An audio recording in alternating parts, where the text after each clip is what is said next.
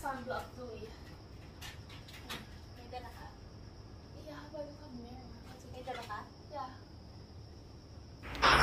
Hello mga kapatid, nagbabalik po kami ng aking anak at matagal akong hindi nakapag-upload, ilang linggo din dahil busy sa trabaho at nagpasabay-sabay talaga ang aming mga lakad ni Sofia. So pag-uwi ko ng bahay, yung oras kong natitira para sa akin ay itinutulog ko na lang para may lakas naman ako kinabukasan. So ngayon nakapag-edit ako, so nakapag-upload ako ngayon. Kamusta na kayo? Kami ay okay naman.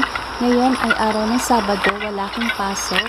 Ngayon ay umaga, 6 o'clock.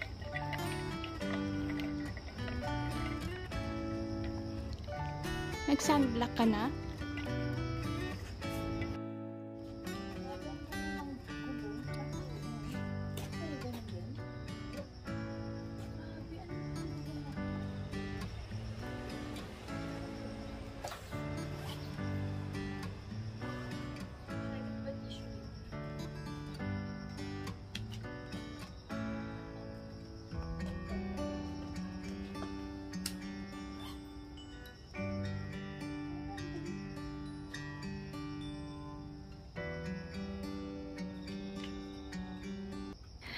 Gagamitin ko ang bike ni Alex kasi yung bike niya hindi naman niya dinala, hindi na niya kailangan sa kanyang bagong bahay. So itong gagamitin ko ay flat pala. Dahil ang bike ko ay kailangan dalhin sa paggawan dahil kailangan palitan yata ng gulong. So ayan, lalagyan ko muna ng hangin yung bike bago kami umalis. Oh, you don't like that? You have to go all the way down. That's fast. Magkaan yun, di ba? Kasi ano dati?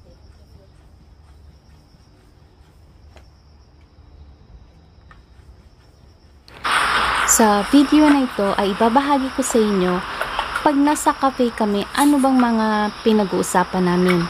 Yan, maririnig nyo ngayon kung anong topic ang lagi niyang dinidiscuss, lagi niyang ino-open up.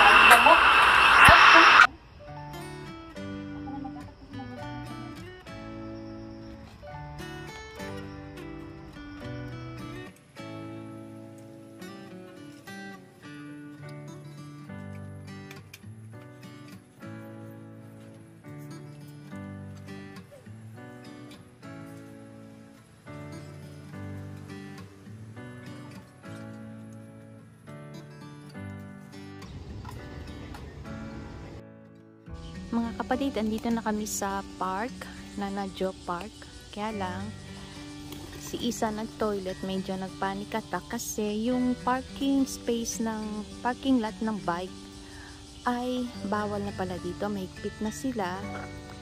So, kailangan namin mag-park dun sa dapat na lugar. Pero medyo malayo at ano yung daan.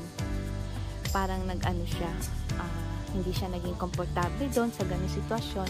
So, nasa toilet siya at uminom siya ng gamot para sa anxiety attack ng hinahati lang namin. Yan, andito yung toilet. Andyan siya. Ito yung bike namin. Hinintay ko lang siya. At ito yung part na malaki to eh. Merong hotel, merong Starbucks. Pupunta namin mamaya.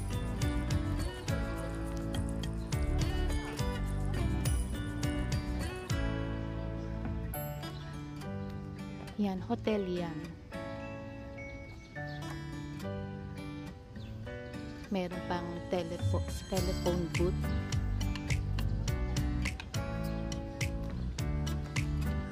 Bihira na makakita ng ganito.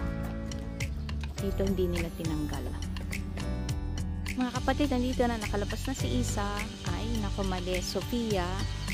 Ayan. At dito muna namin ipapark yung sasakyan kasi maaga pa dito.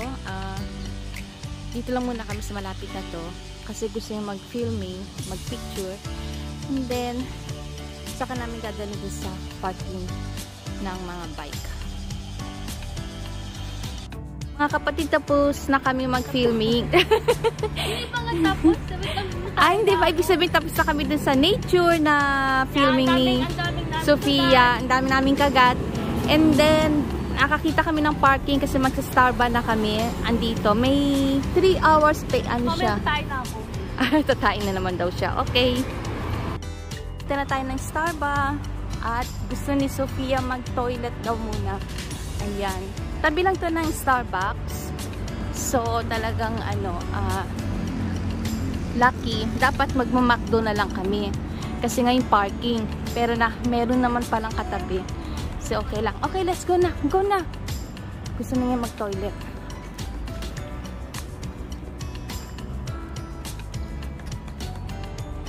Ayan na yung Starbucks.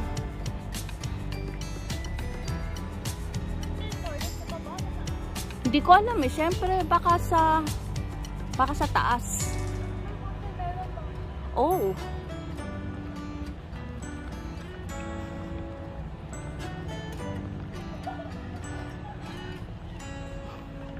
Kanina umalis kami ng bahay, 6. Na-late nga kami. Dapat 6 o'clock alis namin. Kaso flat nga yung bike ko. So, 6:30. Almost 6:30 na yata kami nakaalis. Yan, pasok na sa Starbucks.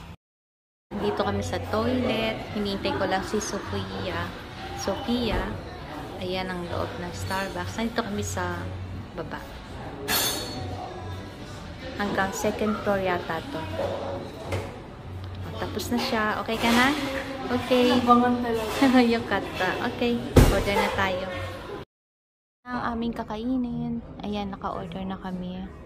Bali, caramel frappuccino. Si Isa. Ano siya? Chai tea? Latte. Tapos tiramisu. Tsaka sandwich. Ang cute ng picture, mami. Okay, ang ganda. Then, andito kami sa 2nd floor. Ayan ang view ng 2nd floor. Ganda.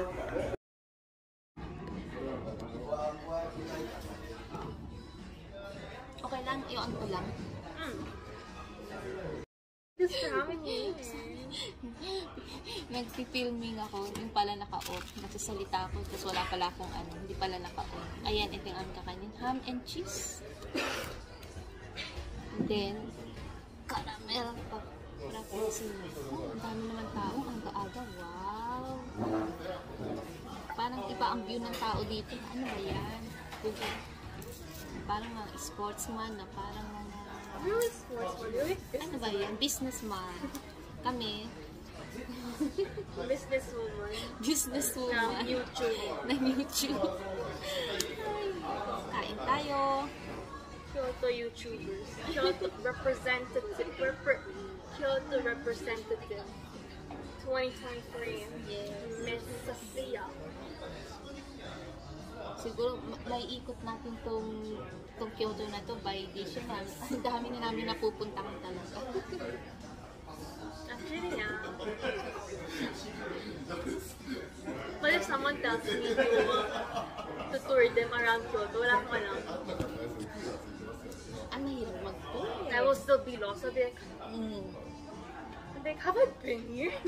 Because my memory, you know when I watch a movie, after I watch the next day, I don't remember now what I watched. Ngayon?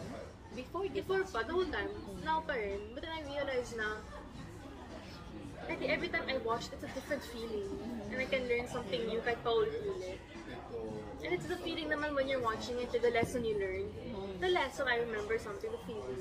That's why I said na, I always panic kasi pag iPad, limited yung storage, ketay, camera, nanande mo, di ba limited lang? Like notebook, limited, you have to buy. I was like, but if I keep buying books, saan ko lalagay? You know, there's no storage. And I realized, there are some things you have to let go. You cannot keep everything forever. But then I realized na the heart will remember. So kahit wala na yung bagay na yun, the heart won't forget.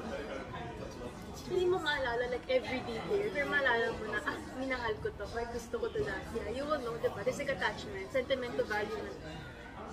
But I'm not really pressured na, I have to remember everything. As long as this remembers. I'm still by TED Talk. Inspirational. Lumipat kami dito sa labas sa veranda. Kasi super lamig sa loob. Ano ba tawag dito? Veranda, ginang bahay. Terrace Alis pala. dito, pwede tayo mag-ingay. Terrace, oo. Wala tayong katabi. Okay. Pwede malakas ang boses. Sa loob, ang hina eh. Ayan, nandito kami sa labas. Kasi ang lamig-lamig. Namumutla na yung ano ko sa lamig. Grabe, nanginig ako doon. Ano ba yan? Yeah, bago pa maglukot siya natin, budin. Oo, kaya hindi ko na kaya. Sabi ko, isa na ako, Sofia, hindi ko na kaya talaga. So, andito lang kami sa labas. Tapos, paglabas namin, meron pala ditong ano. Ayan, hindi ko masyadong winter skating. kukuha ng malapit kasi mga bata. May pool siya. So, okay na dito sa labas. Hindi naman ganun kainit kasi malilim pa. Okay. So, dito namin pagpatuloy pagkain. Ako, almost done na. Almost na. Tapos na nga eh. Oh. Hindi ko siya mainom kasi ang lamig. Yung slide, pagbaba mo ng slide, tubig pool na siya. Ina, I wanna be a kid. I wanna do this, but I don't know what to do. Like, I wanna do something, but I don't know what to do. Tapos the same rin siya. Just like, hindi niya alam pala may issue pala siya sa tatay niya. Pero parang lagi niya kasi wala na siyang work eh, di ba? Hindi siya pwede mag-work ng 1 year. On hold siya. And then, the dad keeps coming na. Tapos the dad had left them, tapos had a new family. Tapos the dad now, may new baby, 3 years old. Tapos he's so hands-on sa baby. Tapos parang first time niya magkaanak, ganun siya mag-react yung tatay. Like, look how nakakalakad na siya. Tapos sabi niya, sa isip niya, may ate din siya. And parang first time mo mag-react, parang hindi naman, di ba? Hindi niyo ba kami nakita dito? Lumayas pa lang yung dad. She was unwanted. Hindi siya planned. Yung ate niya, Down syndrome. So parang nung nakita ng dad na Down syndrome, hindi niya kaya. Kasi she's a workaholic. Parang wala siyang rest time. Yung dad? No, the Moni. Okay. Tapos, so she never met with friends. Wala, nothing. Kasi she loves being busy nga.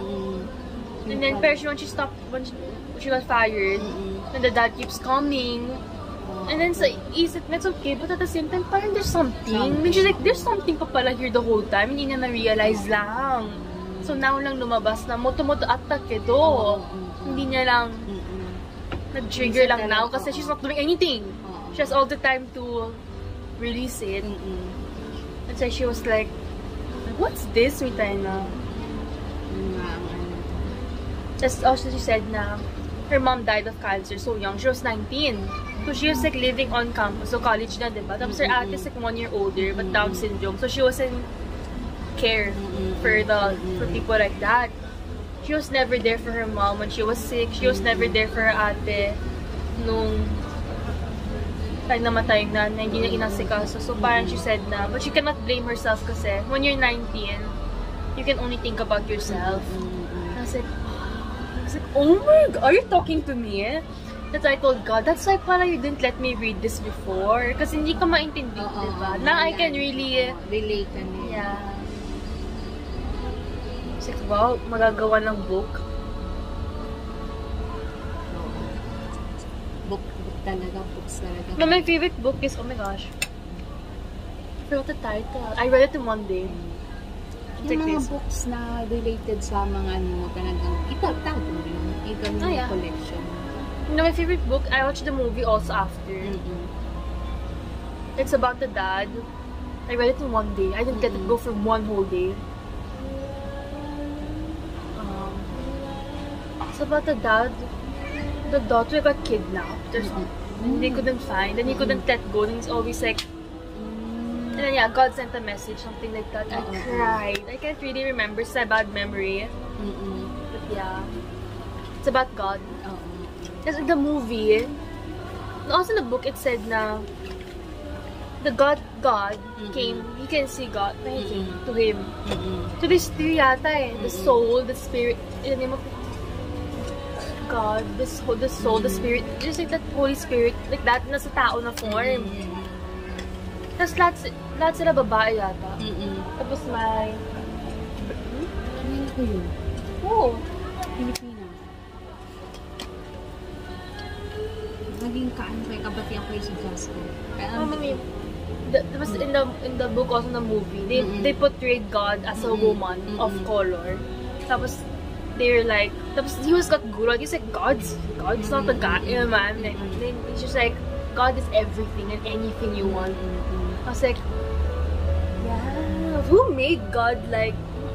Who made him curly hair na white? You know, we don't know like exactly.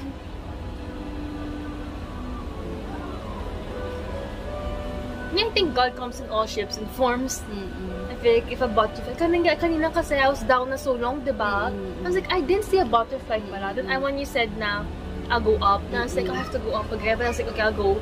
I was like, well, I didn't see a butterfly. Not, yun ta siyong kang. When I look, it passed. It was like a small white butterfly. I was like, okay, it's gonna be a good day. I'm like, thank you. Literally, when I said it, I was like, oh, I didn't see a butterfly today pa na. It passed. Binapantayan.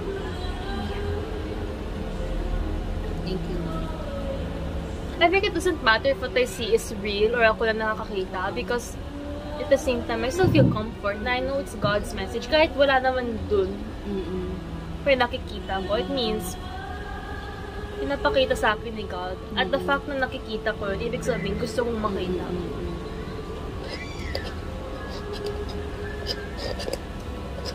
Masya haba na parang kwento ko dito. I forgot para. That's okay. I mean, it's so pretty. Ganda ng view. Time check, 11 o'clock na ito. So, uwi na kami ng bahay, pero hindi kami didiretso ng uwi dahil super init talaga at dadaanan namin ang Ion Mall. So, papasok muna kami sa loob para magpalamig bago kami umuwi ng bahay. At payo ko sa mga nanay na katulad ko na may mga pinagdadaanan na sa iba't ibang sitwasyon ay huwag niyong pababayaan ang inyong sarili. Alagaan din natin ang ating mga katawan dahil kung hindi magkakasakit tayo din ang mahihirapan. Kailangan alam nating ibalanse ang oras para sa pamilya, sa ating asawa, sa ating trabaho at lalo na sa ating mga anak. Hanggang dito na lang ang video na ito at nagpapasalamat ako sa lahat ng sumama hanggang sa dulo. Hanggang sa susunod.